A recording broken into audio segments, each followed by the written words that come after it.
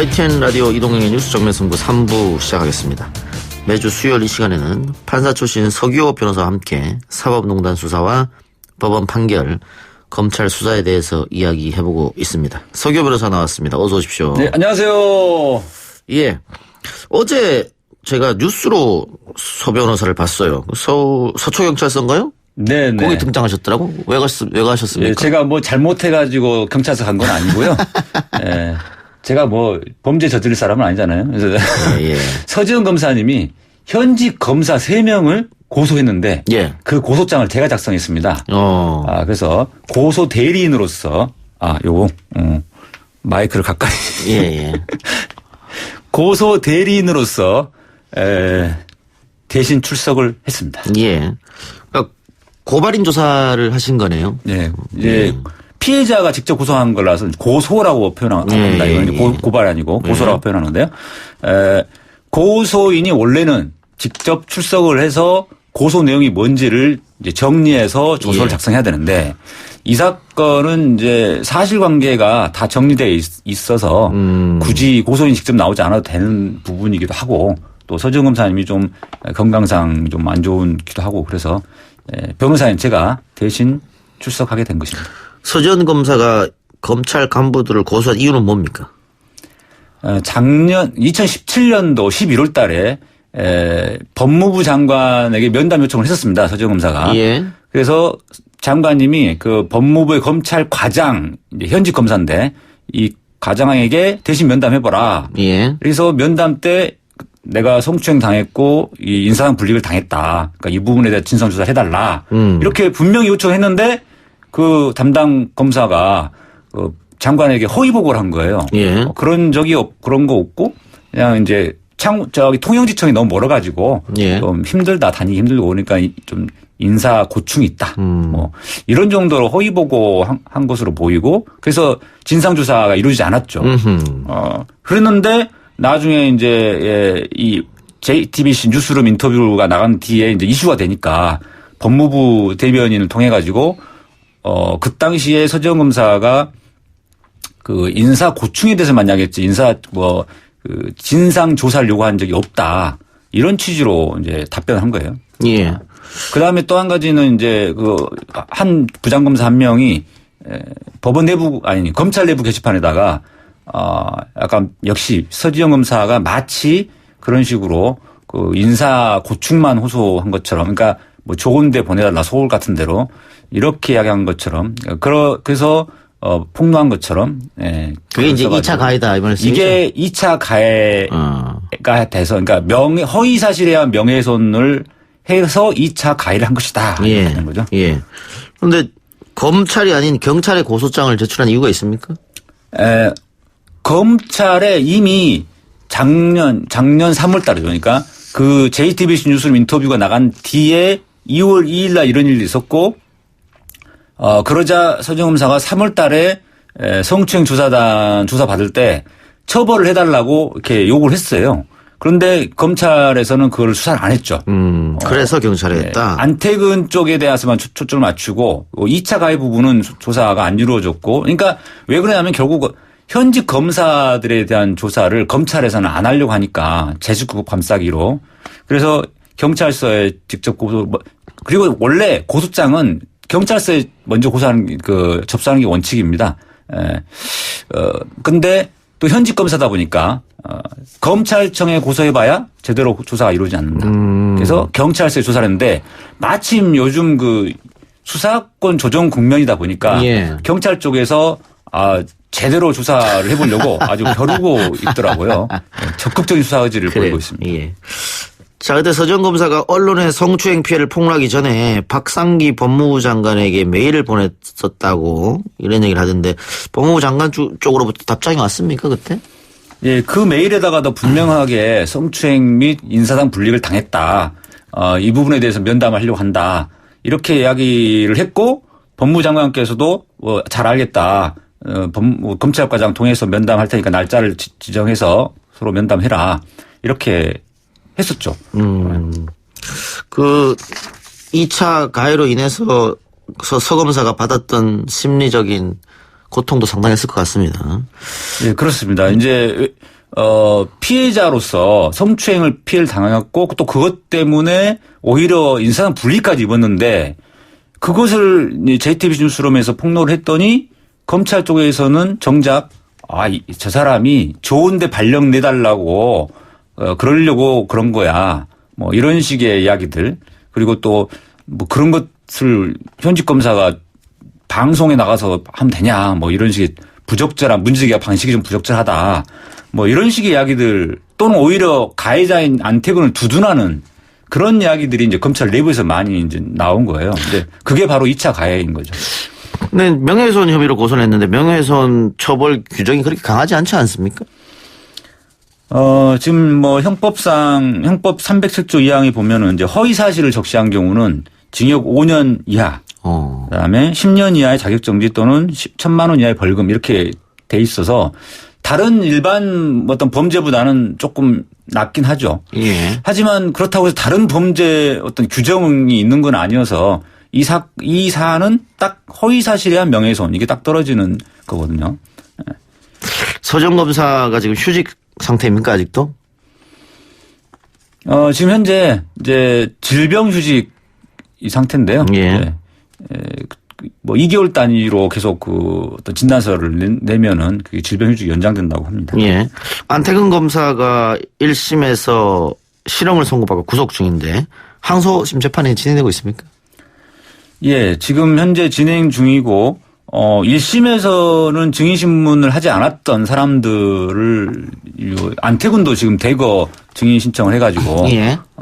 증인신문이 이루어지고 있는데 그 중에 예전에 감찰 업무를 담당했던 사람이 나와가지고는 서지현 검사가 그 당시에 감찰을 원하지 않았다라는 이야기를 뭐 한다든지 이게 사실과 다른 부분이거든요. 그런 내용들을 이제 증언을 위증을 했는데 문제는 그 위증 내용이 언론을 통해서 그러니까 그 재판 현장에 참석했던 기자들을 통해서 이제 기사화되는 거예요. 그러다 보니까 국민들 입장에서는 그런 이제 위증 내용만 자꾸 나오지 이게 위증이다. 이게 거짓말인지는 국민들이 판단하기 어려우니까 문제는 이런 거짓말들이 진실인 것처럼 예. 계속 언론을 통해서 나오게 되니까 이게 또 2차 가해가 돼서 서정 검사 입장에서는 안 되겠다. 이 2차 가해에 대해서 경종을 울리기 위해서라도 2018년에 벌어진 이런 명예훼손성 2차 가해에 대해서 여기에서도 고소를 하고 또 위증 혐의가 나오는 거에 대해서도 제가 이제 증인신문 조서, 증인신문 내용들을 입수한 후에 면밀히 검토해서 이제 위증 부분에 대해서 고소할 생각입니다. 예. 그러니까 재판 과정에서 위증한 검사들도 법적 조치를 취하겠다 이 말씀이네요. 네, 고소할 예정으로 있습니다. 예. 자, 다른 얘기 좀 해보죠. 오늘 양승태 전 대법원장의 첫 재판이 열렸다고 하는데 첫 재판은 어떻게 진행됐습니까? 형사 사건의 첫 재판은 원래 간단하게 진행이 되는데요. 검사가 기소된 내용이 어떤 요지가 있는지 그 기소된 내용을 전부 다 낭독을 하려면 시간이 걸리니까 요지만 낭독을 하고 그다음에 피고인 쪽에서는 이 범죄에 대해서 내가 인정하는지 안 하는지 이것만 이제 이야기합니다. 왜냐하면 인정을 하게 되면 우리가 흔히 자백이라고 하는 것이 되는데 자백하게 되면은 증거 조사를 할 필요가 없어서요. 간단하게 끝나죠. 형량을 정하기 위한 이제 조사만 하면 되는 거죠. 예. 그런데 인정하지 않겠다, 인정하지 않는다라고 하면 이제 우리가 흔히 부인한다 이렇게 되는 건데 부인하게 되면은 그러면 앞으로 증거 검찰이 제출한 증거 중에 어떤 것은 부인하고 어떤 것은 인정하고 그래서 증거 조사를 어떻게 할 건지 요거에 대한 이제 이야기를 합니다. 예. 근데 지금 언론 보도를 보니까 양승태 전 대법원장이 그 첫 재판에서 25분간 직접 발언을 하면서 검찰에 강한 불쾌감을 표시했다. 처벌거리 찾으려 사찰했고 근거 없는 소설을 검찰 공화국이냐 뭐 이런 얘기도 했다고 하던데. 네. 지금 양승태 전 대법원장이 한 저런 표현들은 굉장히 부적절할 뿐더러 제가 보기엔 매를 보는 겁니다. 왜냐하면 근거 없는 소설이다. 예. 소설이다 해버렸어요. 그러면은 검사들이 소설로 지어냈다는 이야기인데 예. 이거는 사실하고도 다릅니다. 왜냐하면 검사들이 현직 판사들 거의 80에서 100명 정도 되는 판사들을 다 조사해가지고 판사들이 진술했던 내용을 토대로 해서 그리고 그 행정처에 작성한 문건의 내용을 토대로 해서 공소장을 작성한 것이거든요.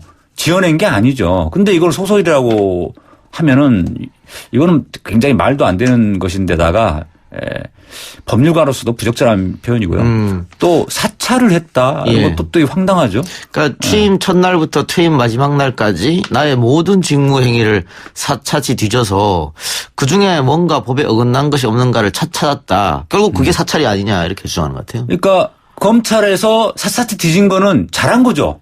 수사를 제대로 한 겁니다. 수사를 제대로 한 건데 그거를 맨 끝에 사찰이라고 평가하는 거잖아요. 사찰이라는 것은 이제 어떤 범죄가 없는데 이렇게 뭐 몰래 조사하고 이런 게 몰래 미행하고 뭐 이런 게 사찰이잖아요. 근데 이제 수사를 하기 위해서 샅샅이 뒤진 걸 사찰이라고 표현한 것도 이게 표현이 부적절한, 안 맞는 거죠. 박병대 전 대법관도 지금 함께 불구속 기소 상태잖아요. 네. 재판 받는데 마찬가지로 검찰 공소장은 알맹이 실체보다는 부적절한 보고서 작성이 주종을 잃었다 이렇게 비판했단 말이죠. 보고서 작성이 알맹이가 없다. 뭐 그러니까 박병대 전 대법관은 그나마 이제 그 표현은 뭐 무죄를 주장하는 사람 입장에서는 주장할 수 있는 내용이죠. 근데 그 주장이 받아들이느냐 받아들이지 않느냐는 다른 문제고 피고인으로서는 이제 있을 수 있는 주장이라고 봅니다. 그 주장이 맞다 틀리다를 떠나서요. 저는 이제 틀리다고 생각하지만 피고인은 그렇게 말할 권리는 있죠. 근데 양승태 전 대법원장은 그 소설이다, 사찰당했다 이런 표현들은 전혀 맞지 않는 주장이에요. 그래서 좀 다르다. 그다음에 고영한 전 대법관도 이번에 나와서 이제 근데 고영한 전 대법관도 상당히 그럴듯하게 주장을 했어요. 뭐라고 했냐면